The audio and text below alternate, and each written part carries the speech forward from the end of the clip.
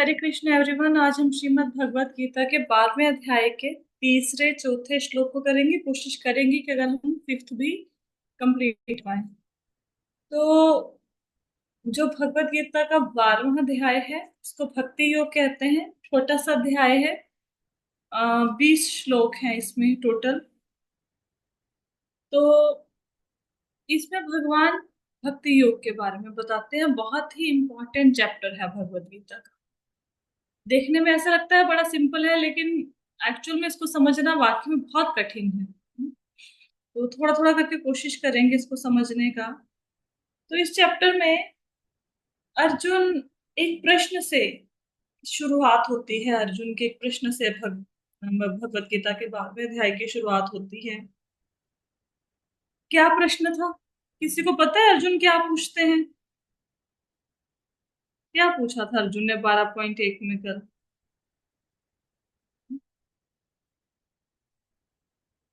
नहीं याद है? किसी को नहीं याद? इतना लेक्चर सुना था, भूल कैसे गए? ठीक है। तो अर्जुन भगवत गीता के 12वें अध्याय में भगवान से प्रश्न करते हैं कि भगवान, आपने बोला कि जो भक्त द्वेषों से रहित होकर, सकाम कर्मों से रहित होकर आपकी ही भक्ति करते हैं, आपकी ही उपासना करते हैं, आपको ही अपने जीवन का परम लक्ष्य प्राप्त आपको प्राप्त करना अपने जीवन का परम लक्ष्य समझते हैं, उनको आप दर्शन देते हो, वो आपको पा सकते हैं। तो कुछ ऐसे लोग भी हैं जो निर्गुण निराकार की उपासना करते हैं, भगवान के निराकार रूप का चिंतन करते हैं। तो अर्जुन का प्रश्न ये था कि इन दोनों में से श्रेष्ठ कौन है? जो भगवान के साकार रूप की पूजा करता है, साकार रूप की उपासना करता है, वो श्रेष्ठ है। जो जो निराकार रूप की उपासना करता है वो श्रेष्ठ है। ठीक है, सिंपल सा प्रश्न था। आई होप सो कि इसके बाद ये प्रश्न सबको याद रहेगा। फिर हम लोग, जब तक ये क्वेश्चन क्लियर नहीं ना होगा, फिर जैसे आपने कोई एग्जाम देना है, एग्जाम में आपने उत्तर को खूब रट्टा लगा लिया कि इसका मतलब ये आंसर है, लेकिन प्रश्न ही नहीं पता कि प्रश्न क्या है। जब प्रश्न ही नहीं पता तो फिर उत्तर को रट्टा लगा के क्या करोगे? तो सबसे पहले प्रश्न को समझना है। प्रश्न क्या है, अब कौन बताएगा? क्या है प्रश्न 12वें अध्याय में अर्जुन का? भगवान का कौन सा साकार रूप को पूजा करने वाला ना निराकार अ, रूप को पूजा करने वाला श्रेष्ठ है। हाँ, विच वन इज मतलब ग्रेट, है ना? ठीक है। ग्रेट। हाँ। और कोई? क्या बताया अभी मैंने? भगवान के जो जो लोग भगवान के साकार रूप और निराकार रूप दोनों की पूजा करते हैं, उनमें से श्रेष्ठ कौन है? मतलब दोनों की नहीं, एक की पूजा करेंगे। एक कैटेगरी है वो साकार रूप की पूजा करेगी, एक कैटेगरी है जो नहीं निराकार रूप की पूजा करेगी। उनमें से कौन सा अधिक मतलब श्रेष्ठ है? ठीक है। उन दोनों कैटेगरीज में कौन सा भक्त श्रेष्ठ है? ठीक है, ये प्रश्न। तो भगवान ने क्या उत्तर दिया? भगवान ने उत्तर दिया कि जो मेरे सगुण रूप की उपासना करते हैं, जो साकार रूप की उपासना करते हैं, वो भक्त श्रेष्ठ हैं। ठीक है, ये भगवान ने बताया। तो अब एक प्रश्न आता है कि जो साकार रूप की पूजा करते हैं, भगवान के साकार रूप की उपासना करते हैं, वो श्रेष्ठ है, तो निराकार वालों का क्या बनेगा? उनका कुछ बनेगा कि नहीं बनेगा? ये प्रश्न आएगा ना। तो इसका उत्तर हमें मिलेगा तीसरे और चौथे श्लोक में। और साथ ही साथ भगवान बताएंगे कि निराकार रूप की उपासना करना कठिन कितना है। हम्म निराकार की उपासना तो कर सकते हो, लेकिन मार्ग बड़ा कठिन है। जैसे ना, आपने 20वें माले पे जाना है, किसी का घर है, आपकी फ्रेंड का मतलब 20वें माले पे है, 20वें फ्लोर पे है, तो आपके सामने लिफ्ट भी लगी हुई है, आपके सामने सीढ़ियां भी लगी हुई हैं। तो व्यक्ति लिफ्ट से जाएगा ना, सीढ़ियों से क्यों जाएगा? हालांकि पहुंच जाओगे सीढ़ियों से मतलब वो अपनी फ्रेंड के घर तक, लेकिन मुसीबतें कितनी उठानी पड़ी है ना। तो सामने लिफ्ट लगी हुई थी, तो बेटर था कि लिफ्ट से चले जाते। तो दोनों मार्गों में से जो निराकार की उपासना करने वाले हैं, उनका मार्ग बहुत कठिन है। इसके बारे में आज हम कैसे वो कठिन है उसमें कैसे ध्यान करते हैं, इसके बारे में थोड़ी सी चर्चा होगी। ठीक है। तो आप ये देखो कि ये श्लोक जो अर्जुन ने प्रश्न पूछा, हमें देखने में ना बड़ा सिंपल सा लगता है कि हाँ ठीक है जी, सगुण साकार रूप वाला श्रेष्ठ है, निराकार वाला हम बोलेंगे हाँ जी सकार रूप वाला श्रेष्ठ है, बहुत इजी है ना, देखने में ऐसा लगता है। लेकिन आप देखो कि अर्जुन ने प्रश्न कब पूछा, 12.1 में, 12.1 में प्रश्न पूछा ना, 12वें अध्याय का पहला श्लोक है जिसमें अर्जुन ने पूछा प्रश्न भगवान से। भगवान ने कब बोलना शुरू किया, दूसरे श्लोक से, है ना। तो 12वें अध्याय के दूसरे श्लोक से लेके आप देखेंगे 14वें अध्याय के 20वें श्लोक तक भगवान कॉन्टिन्यूसली बोले जा रहे हैं, कॉन्टिन्यूसली। उसके बीच में ना संजय का कोई श्लोक है ना अर्जुन का कोई श्लोक है, सिर्फ भगवान बोल रहे हैं। कितने श्लोक बोले भगवान ने इसके उत्तर में, 73 श्लोक बोले। तो अगर ये इंपॉर्टेंट है, अगर भगवान कुछ बताना चाहते हैं, अगर हमें कुछ गूढ़ बात, कुछ गूढ़ रहस्य बताना चाहते हैं, तभी तो 73 श्लोका बोल दिए ना भगवान ने इसके उत्तर में। अगर इतना इजी होता कि आपने पूछा कि किसकी पूजा करें, सकार की या निराकार की, आपने बोला सकार की, सकार बढ़िया है, अगर इतना इजी होता तो भगवान को 73 श्लोक बोलने की क्या जरूरत थी। इट मीन्स इन श्लोकों में भगवान हमें कुछ डिटेल में बताना चाहते हैं। हम्म? भगवान पूरा 13 चैप्टर में भी सिर्फ भगवान बोलेंगे, 14वें अध्याय में भी सिर्फ भगवान बोलेंगे, 20वें श्लोक तक भगवान ही बोलेंगे, 73 श्लोकों तक अब भगवान रुकने नहीं वाले, बोलने वाले। ठीक है। एक्चुअली भगवान जो चाहते थे कि हमारे, वो हम सब लोगों के ऊपर कल्याण करना चाहते थे, वो अत्यंत एक गोपनीय बात थी जो हमें बताना चाहते थे, कुछ सीक्रेट हमें बताना चाहते थे, इसलिए भगवान ने इतने सारे श्लोक बोले। तो वो सीक्रेट रिवील कैसे होगा, सीक्रेट तब रिवील होगा जब हम एक एक श्लोक को अच्छे से समझेंगे। जैसे आपने भगवत गीता का फर्स्ट, अभी किसने शुरू किया है दोबारा से लेक्चर्स को सुनना, ये एकता माता जी ने शुरू किया है ना, दोबारा से शायद 1.1 हाँ खोला है माता जी। ना। तो आप बताओ, देखने में सिंपल सा श्लोक है ना, कि कुरुक्षेत्र के युद्ध में मेरे और पांडु के पुत्रों ने क्या किया, धृतराष्ट्र संजय से पूछता है। अब देखने में तो ये लगता है ठीक है जी, सिंपल सा क्वेश्चन है, क्या किया मेरे और पांडु के पुत्रों ने। लेकिन जब आप आधे घंटे की एक्सप्लेनेशन पढ़ते हो उसकी, तब पता चलता है कि हाँ कितना गूढ़ रहस्य है इसके अंदर। ठीक है। तो ऐसे छिपे हुए सीक्रेट्स हैं भगवत गीता में। जितने आप आचार्यों के कमेंट्रीज पढ़ते जाएंगे ना, उतने ही आपको ये सीक्रेट्स रिवील होते जाएंगे। चलो हम इस श्लोक को अब शुरू करते हैं। आई होप सो कि सबसे पहले प्रश्न सबको अब क्लियर है। अब उत्तर के ऊपर, उत्तर भी हमें बता दिया भगवान ने, अब उसको डिटेल्ड एक्सप्लेनेशन आएगी उसकी। तो श्लोका है 12.3 और 4, ये इकट्ठे लिखे हुए हैं प्रभुपाद जी की भगवत गीता में, तो दोनों को इकट्ठे ही पढ़ेंगे। ये श्लोका है, ये तो अक्षरमनिर्देश्यम् अव्यक्तं पर्युपासते सर्वत्र गम चिन्त्यं च कूटस्थम् अचलं ध्रुवम्। नेक्स्ट श्लोक है, संनियमेन्द्रिय ग्रामं सर्वत्र समबुद्धयः ते प्राप्नुवन्ति मामेव सर्वभूतहिते रतः। अब कुछ लोग सोचेंगे कि 11वें अध्याय तक तो माता जी से श्लोक नहीं पढ़े जा रहे थे, उनकी हर श्लोक में गलतियां होती थी, अब 12वें अध्याय में इनको श्लोक पढ़ने आ गए। एक्चुअली जब मैंने भगवत गीता को सीखना शुरू किया, तो मैंने 12th चैप्टर सबसे पहले पढ़ना सीखा था, और इसको मैंने फिर याद किया था, और फिर मैंने अपने बेटे को भी सिखाया था।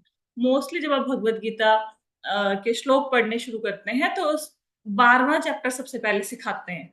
ठीक है, इसलिए वो मुझे आते हैं श्लोक। ठीक है, अदरवाइज मेरा इतना संस्कृत में वैसे नहीं कि मैं बहुत विद्वान हूँ, संस्कृत मुझे आती है, कुछ नहीं आता मुझे। ठीक है, चलते हैं। तो इसका वो क्या है, तात्पर्य क्या है, कहते हैं भगवान कहते हैं कि लेकिन जो लोग अपनी इंद्रियों को वश में करके सबों के प्रति संभाव रखकर परम सत्य की निराकार कल्पना के अंतर्गत उस अव्यक्त की पूरी तरह से पूजा करते हैं, जो इंद्रियों की अनुभूति से परे है, सर्वव्यापी है, अकल्पनीय है, अपरिवर्तनीय है, अचल है तथा ध्रुव है, वे समस्त लोगों के कल्याणों में संलग्न रहकर अंततः मुझे ही प्राप्त करते हैं। अब जब आप इसकी कमेंट्री पढ़ेंगे अलग अलग आचार्यों की, तो उसमें से नई नई बातें आपको सामने आएंगी। सबसे पहले हम लोग स्वामी मुकुंदानंद जी की कमेंट्री को लेते हैं, वो थोड़ी सी इजी है। ठीक है, हाँ, हालांकि बहुत डिटेल्ड एक्सप्लेनेशन नहीं है, लेकिन अगर किसी ने भगवत गीता पढ़नी अभी शुरू करी ही है तो उनके लिए ये इजी है। ठीक है, मुकुंदानंद जी क्या लिखते हैं इस श्लोक की कमेंट्री में। मुकुंदानंद जी लिखते हैं कि जो लोग भगवान के निराकार रूप की का ध्यान करते हैं, जो ब्रह्म रूप का ध्यान करते हैं, ठीक है, मतलब भगवान के शरीर से निकलने वाली किरणों का समझ लो कि ध्यान करते हैं। अब वो क्या करते हैं, कि भगवान उनकी आराधना को अस्वीकृत नहीं करते। कि भगवान कहें कि तुम निराकार की पूजा कर रहे हो, चलो तुम्हारी पूजा को मैं स्वीकार नहीं करूंगा, या तुम्हारे तुम जो भी कर रहे हो मेडिटेशन एंड ऑल उसको मैं स्वीकार नहीं करूंगा, ऐसा नहीं है। भगवान उसको स्वीकार करते हैं। हम्म। तो जो भगवान का ऐसा रूप जो कि सर्वव्यापक है, अनिर्वचनीय है, अव्यक्त है, चिंतनीय है, जो ऐसे स्वरूप के प्रति समर्पित होते हैं, तो भगवान उनको भी एक्सेप्ट करते हैं। अब यहाँ पे ना कुछ कुछ शब्द हैं, पहले मैं उनके ना मतलब आपको वो क्लियर कर देती हूँ, नहीं तो फिर आगे जिस मर्जी आचार्य की आप कमेंट्री पढ़ो आप फंसेंगी। तो अक्षरम, अक्षरम का अर्थ क्या होता है, इंद्रियों की अनुभूति से परे।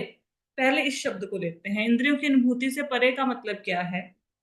कि जैसे मैं आपको बोलूं कि ये सामने राधा कृष्णा का विग्रह है, इनको देखो, तो आपकी आंखें इसको देख लेंगी ना, ठीक है। अब मैं बोलूं हम मंदिर में कीर्तन कर रहे हैं, तो उस कीर्तन को सुनो, तो आप सुन लोगे, आपको समझ आ जाएगा।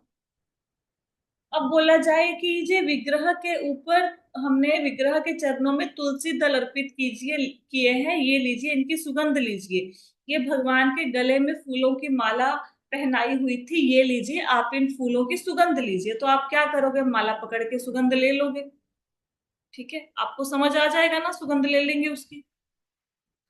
अब आपको कहा जाए कि भाई भगवान की सेवा करनी है, या भगवान मतलब भगवान की कोई, भगवान को सपोज भगवान के वस्त्रों की सेवा करनी है, तो भगवान को वस्त्र पहनाओगे, आपको समझ आ जाएगा, ठीक है।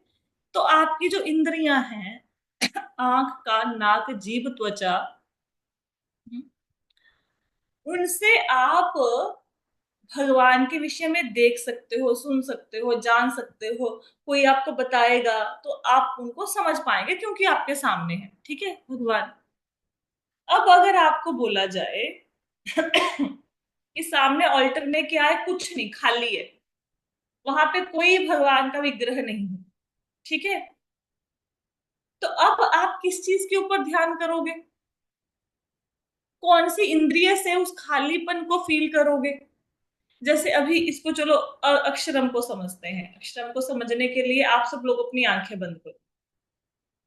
आंखें बंद करके मैं आपको बोलूंगी कि भगवान कृष्ण है, उनका विग्रह आपके सामने है, ठीक है। कि आपके सामने कौन है, भगवान कृष्ण है, उनका वो आपके सामने है, ठीक है, उनका विग्रह आपके सामने है। अब सब लोगों को दर्शन हुए भगवान के, अपने मन में या आंखों में कोई छवि बनी, जी माता जी। दिख रहे हैं, बस ममता माता जी को ही दिखते हैं, बाकी सब लोगों को ना दिखते नहीं है। पता नहीं सब लोगों को क्या दिखता है। नहीं दिखते दिखता हैं। है, हमें दिखता है। दिखेगा भगवान कृष्ण, दिखे क्या पकड़ा हुआ है हाथ में उन्होंने, बांसुरी। बांसुरी। बांसुरी। बांसुरी। बंसी। सिर पर क्या धारण किया है भगवान कृष्ण ने, मोर तुलसी मोर। का। पंख। मोर पंख, अच्छा ठीक है। भगवान ने कौन से कलर के कपड़े पहने हैं, पीला। पीताम्बर। दिख रहा है सब मुझे कुछ, तो हम्म। जी माता जी, है ना, मुझे ठीक है। ब्लू दिख रही। हाँ दिख रहे हैं ना। अब फिर से हम्म। आंखें बंद करो, अब मैं आपको बोलूंगी आपने उस परम पिता परमात्मा का ध्यान करना है। अब हम्म। आप उस परम पिता परमात्मा का ध्यान करो। अब हम्म। मुझे बताओ आपको चलता क्या दिखा, चलता है ना।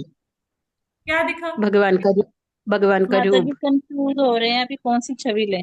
अरे पहले तो मैंने आपको बोला, देखो आपने भगवान कृष्ण का ध्यान नहीं करना है, अभी तो वो तो मैंने हम्म। बोला कि कृष्ण का ध्यान करो, तो आपके माइंड में कृष्ण आए। अब आपने क्या करना है, आपने परम पिता परमात्मा का ध्यान करना है। अब दिमाग में क्या आ रहा है, नहीं आता माता जी। कुछ कोई कोई आपके दिमाग में कोई छवि बनती है। हाँ माता जी, कान्हा जी की आ रही है, क्योंकि हम उन्हीं को परम पिता सबको समझते हैं, इसलिए जी। हाँ कुछ, अच्छा ये बताओ जो आपके सामने जो भी छवि आई उसने कौन से कलर के कपड़े पहने हैं, माता जी पीला। जैसे कान्हा जी काला पीला। बता रहे पीला। थे। कुछ नहीं ना समझ आ रहा, ठीक है। क्यों? क्योंकि वो अब आपको बोला कि अब आपको अच्छा, छोड़ो, इसको भी छोड़ो। अब आपको बोला जाए आंखें बंद करके उसका ध्यान करो, ठीक है? अब आंखें बंद करो और उसका ध्यान करो, ठीक है? अब क्या आया? कोई कोई फोटो बनी दिमाग में? नहीं माता जी।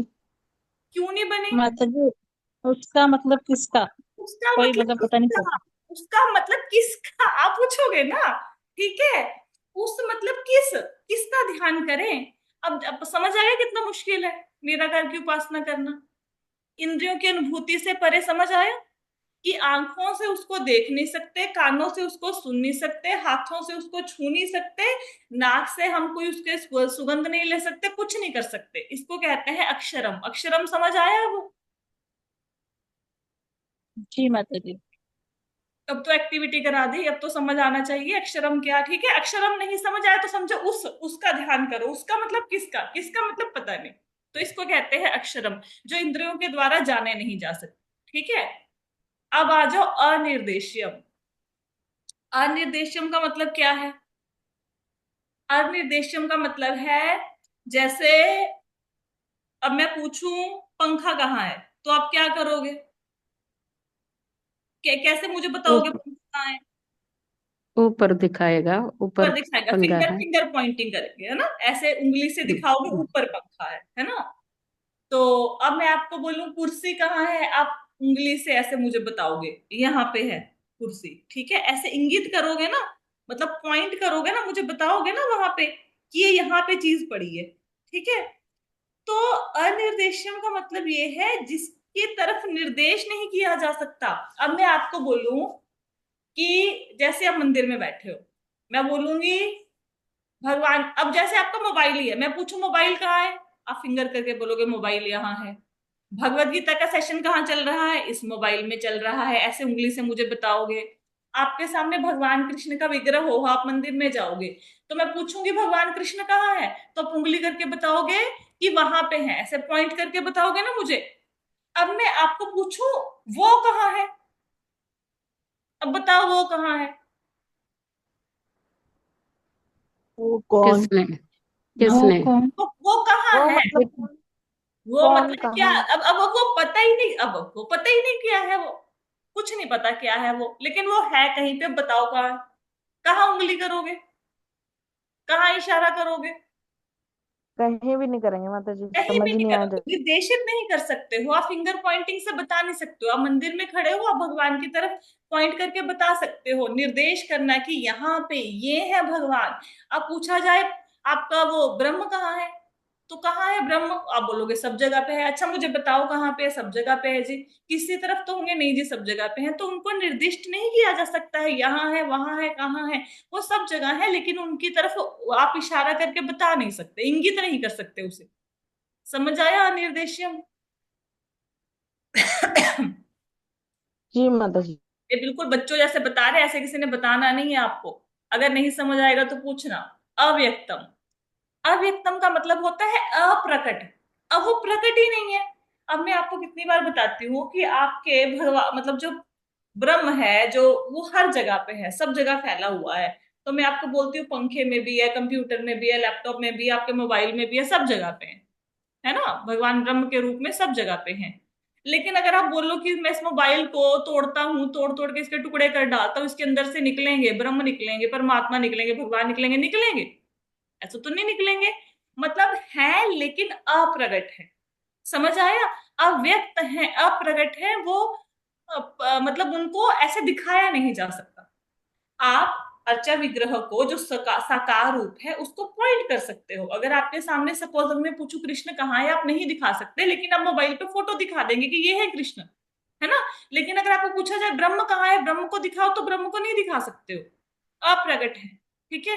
कैसे? कैसे समझोगे इस बात को? जैसे आ, आप दूध में चीनी मिलाते हो, ठीक है? दूध में चीनी भी छोड़ो, वो भी समझ आएगा। आप सोचो कि आपने दूध में बॉर्नविटा मिलाया, ठीक है? बॉर्नविटा मिलाया, वो बॉर्नविटा दूध में घुल गया, ठीक है? अब आप बच्चों को बोलो कि इसको पी ले, तो आप बोलेगा मैं क्यों पी लूं? आप बोलोगे इसमें कार्बोहाइड्रेट है, प्रोटीन है, न्यूट्रिशंस है, तो बच्चा बोले कि इस दूध में से मुझे कार्बोहाइड्रेट निकाल के दिखाओ, तो क्या आप निकाल के दिखा पाओगे? नहीं। हम्म, हम्म, तो प्रोटीन निकाल के दिखा पाओगे? कोई आप दाल खा रहे हो, बच्चा के बोले इसमें से प्रोटीन निकाल के दिखाओ, तो प्रोटीन निकाल के उसके हाथ में थोड़ा ना रख दोगे। है लेकिन दिख नहीं रहा है, दाल खाने से प्रोटीन मिलेगा लेकिन दिख तो नहीं ना रहा, तो अव्यक्त है। तो भगवान इस प्रकार अप्रगट है सब चीजों में, लेकिन वो जो निराकार है वो अप्रगट है। अब समझ आया निराकार का ध्यान करना मुश्किल क्यों है? ठीक है। जी माता जी। पर उपास्य बिन की पूजा करने में वो जो लगे रहते हैं। अब वो क्या है? वो सर्वव्यापी है, सर्वत्र गम, सर्वव्यापी है, अचिंत्यन, वो अकल्पनीय है, उसकी उनकी कल्पना नहीं की जा सकती। ऐसा नहीं कि जैसे आपको बोला कि उसका ध्यान करो, तो आपने, आपकी कल्पना में कुछ आया ही नहीं, क्योंकि आपने उनको कभी देखा ही नहीं, उसको कभी देखा ही नहीं। तो जो ऐसा रूप है जो सब जगह पे व्यापक है लेकिन उसकी कल्पना नहीं की जा सकती। हम्म। और कूटस्थम अचलम ध्रुवम ध्रुवम, कूटस्थम का मतलब क्या होता है? कूटस्थम का मतलब होता है जो चेंज नहीं होता, अपरिवर्तित है, उसमें कोई चेंजेस नहीं आएंगे। जैसे हमारी आत्मा है, अब आत्मा बहुत छोटी है, बाल के अगले हिस्से के 10,000 टुकड़े करो तो 10,000वां हिस्सा आत्मा है। तो क्या आत्मा रूप परिवर्तित करती है? आप पहले छोटे बालक थे, छोटे से माँ के गर्भ में थे, बिल्कुल छोटे से थे, फिर बाहर आए छोटे बालक के रूप में, फिर आप बड़े, फिर जवान हो गए, फिर बूढ़े हो गए। आपका शरीर परिवर्तित हो रहा है, क्या आत्मा भी परिवर्तित हो रही है? आत्मा क्या छोटी नहीं जो बाल के आगे के हिस्से के जैसी थी, क्या वो भी बड़ी हो गई है 6 फुट की? नहीं माता जी। नहीं हुई ना।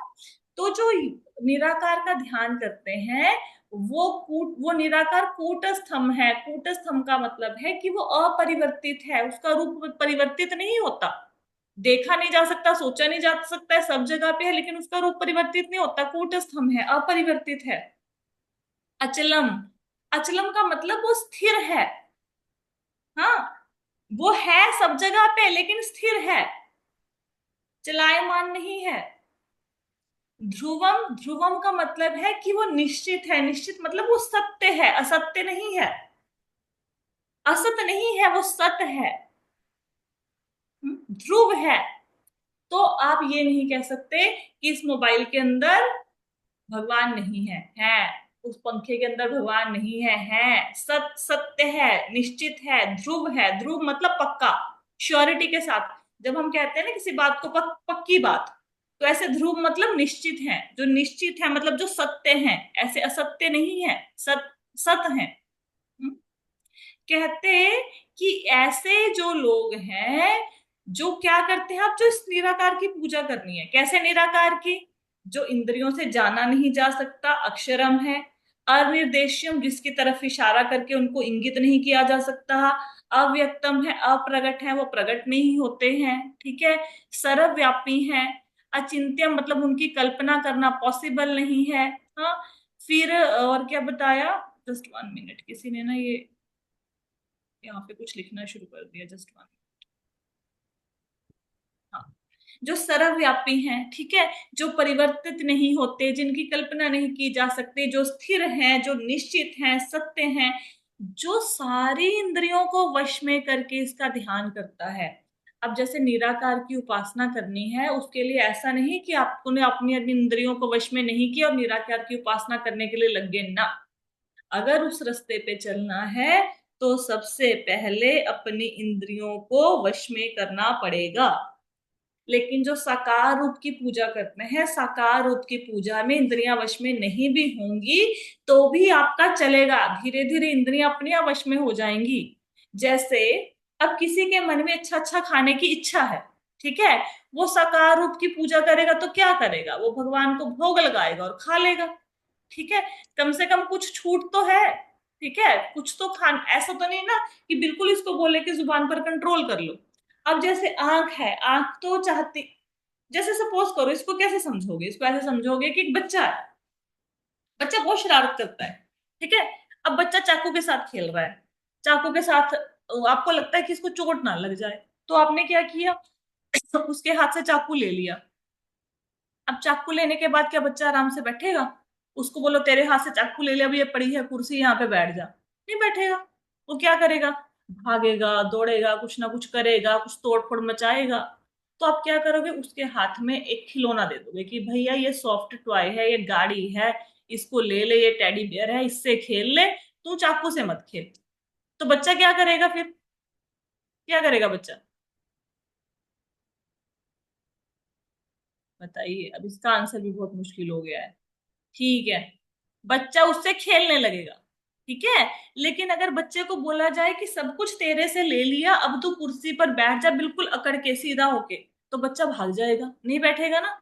तो इसी प्रकार जब हम लोग भगवान के साकार रूप की पूजा करते हैं, तो अगर हमारी इंद्रियां संयमित नहीं है, जैसे हमारी आंख को देखने की आदत है और वो हट नहीं सकती। अब निराकार की पूजा करोगे तो बोलेंगे भैया आंखें बंद कर लो, देखना ही बंद कर दो। अब देखना बंद करोगे तो क्या होगा, मन में विचार चलने शुरू हो जाएंगे। साकार रूप की पूजा करोगे तो क्या करेंगे कि भाई अच्छा देखना है ना, ये सामने भगवान का विग्रह है, इसको देख लो। अब आप क्या करोगे, विग्रह को देखोगे तो आपका मन ऐसा नहीं कि पूरी तरह से कृष्ण में रम जाएगा। आपका मन कभी विग्रह में जाएगा, कभी आसपास की चीजों में जाएगा, फिर भगवान को देखोगे, फिर मन में कोई विचार आएगा, तो ऐसा मन भटकता रहेगा। लेकिन कभी कभी भगवान में लगेगा, कभी कभी संसार में लगेगा, वही तो ऑप्शन है ना, ठीक है। लेकिन अगर बोला जाए कि आंख कान नाक सब कुछ बंद कर दो और उस परमपिता परमात्मा का ध्यान करो, दैट इज वेरी टफ, जिसका रूप भी नहीं पता आपको। और हमारा मन क्या है, हमारा मन रूप के प्रति आकर्षित होता है, हमें कुछ ना कुछ चाहिए, है ना। और अगर रूप नहीं है तो फिर हमारा मन नहीं लगेगा। अब जैसे हमें सुनने के लिए कुछ ना कुछ चाहिए। अब हम बोले डेली 4 साल से कि 1 घंटे की क्लास है, 1 घंटे की क्लास में सब लोग आंखें बंद करके बैठ जाओ। हो सकता है पहले दिन 20-30 लोग जुड़ जाए, दूसरे दिन 15-20 रह जाए, आप देखेंगे हफ्ते से ज्यादा ही चलने वाला नहीं है। क्या होगा, आधे लोग तो सो जाएंगे। फिर कहेंगे इस क्लास में क्या होता है, कुछ नहीं होता है, यहाँ पे क्या करते हैं, यहाँ पे हम बैठ जाते हैं आंखें बंद करके। तो आप जल्दी टिक नहीं पाओगे। अब क्यों 4 साल से इस क्लास में टिके हुए हो? क्योंकि यहाँ पे भगवान के नाम रूप गुण लीला उनके धाम का वर्णन होता है, तो हमारे कानों को सुनने की आदत है। तो हमने उनको भगवान की बातें सुनानी शुरू कर दी, ये नहीं कहा कि कान बंद करके ध्यान करो उसका। That is really tough. तो जो लोग निराकार की उपासना करते हैं, पहले तो उस पर ध्यान लगाना ही मुश्किल है, उसको समझना ही बहुत मुश्किल है। समझ ही नहीं आता कि करें क्या, ब्रह्म मतलब क्या। आपको भी अगर मैं सिंपल सा क्वेश्चन पूछूं कि कृष्ण कैसे हैं, आप मेरे को कृष्ण के बारे में 10 बातें बता दोगे। आप बच्चों से भी पूछोगे ना कृष्ण क्या क्या खाते हैं, छोटे बच्चे से पूछो, बिल्कुल छोटे बच्चे से 3-4 साल के, वो बोलेगा माखन खाते हैं, ठीक है। उसको बोलो कृष्ण क्या बजाते हैं, वो बोलेगा बांसुरी बजाते हैं। तो उसको भी समझ आ गया। अब बोले ब्रह्म कैसा है, वो बच्चा बोलेगा ब्रह्म क्या होता है, उसको नहीं पता, ठीक है। तो जो साकार रूप है उसकी आप ध्यान करना, उसकी उपासना करनी वो इजी है। जो निराकार रूप है वो दिमाग में बैठेगा ही नहीं, निराकार को समझना ही बहुत मुश्किल है। जो चीज समझ ही नहीं आई उसको, उसके ऊपर मेडिटेट कैसे करोगे, ठीक है।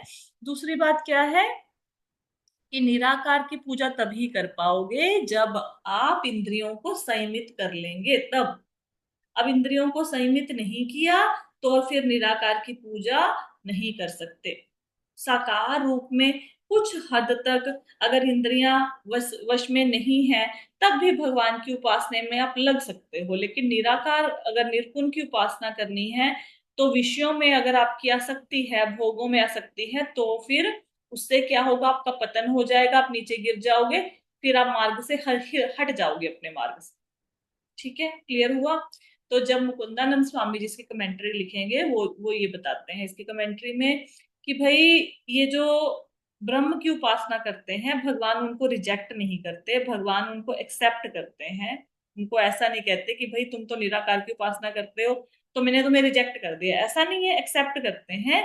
लेकिन क्या है कि वो भगवान को उसी रूप में पाते हैं जिस रूप की वो पूजा करते हैं। जैसे हमने पढ़ा हुआ है ना, ये यथा माम प्रपद्यन्ते तांस तेव भजाम्ये हम, जो जिस रूप में जिस भाव में मेरी पूजा करता है मैं उसको उसी रूप में मिलता हूँ। तो क्योंकि वो लोग ब्रह्म का ध्यान कर रहे हैं, ठीक है, निराकार का ध्यान कर रहे हैं, तो वो निराकार में ही लीन होते हैं, वो ब्रह्म में ही लीन होते हैं।